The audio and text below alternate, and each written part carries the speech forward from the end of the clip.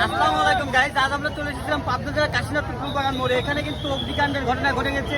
এখন আমরা এসে দেখতে পেলাম যে এখানে যে পরিমাণ অগ্নিকাণ্ড ঘটে গেছে, মানুষের মধ্যে যে কোলাহল রয়েছে, অলরেডি কিন্তু আপনারা দেখতেই পাচ্ছেন ঢাকা কাশীনাথপুর হাইওয়ে রোডে কিন্তু বন্ধ হয়ে যাচ্ছে। মানুষের যে পরিমাণ ক্ষতিগ্রস্ত হয়েছে, আল্লাহর রহমতে অল্প কিছুর মধ্য দিয়ে কিন্তু আমাদের আগুনটা নিয়ন্ত্রণে এসেছে।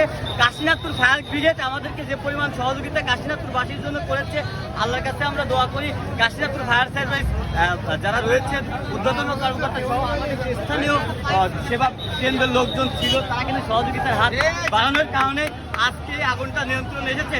কাশীনাথপুরের প্রত্যেকটা মানুষই কিন্তু এই আগুনের পিছনে হাহাকারে রয়েছে, প্রত্যেকটা মানুষের প্রাণ কাঁপছে।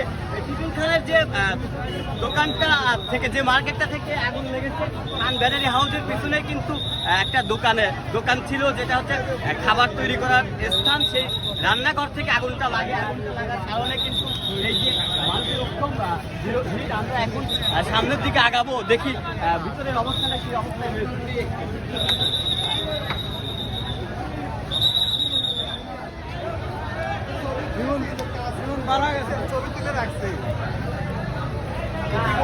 আমরা দেখেছি যে পরিমাণ শ্রম দিচ্ছে আমাদের যে ভাই বন্ধু কাকা চাচা কাশীনাথপুরের মানবতার মানুষ, যে এত পরিমাণ মানুষের জন্য যে পরিমাণ লোক এই কাজে ব্যস্ত রয়েছে, যাদেরকে আমরা দেখাচ্ছি সবাই কিন্তু এক একজন সেনার কারণে কিন্তু এই আগুন নিবানোর ক্ষেত্রে তারা সহযোগিতার হাত বাড়িয়েছে। অনেকেই নিজ উদ্যোগে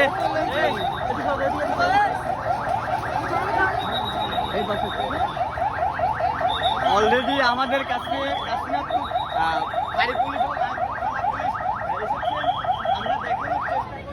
যে পরিমাণ ক্ষয়ক্ষতি হওয়ার কথা ছিল, আল্লাহর রহমত এবং কাশীনাথপুরের যা মানুষজন ছিল উপস্থিত, দেখেন অনেক কিছু কিন্তু এখানে হচ্ছে।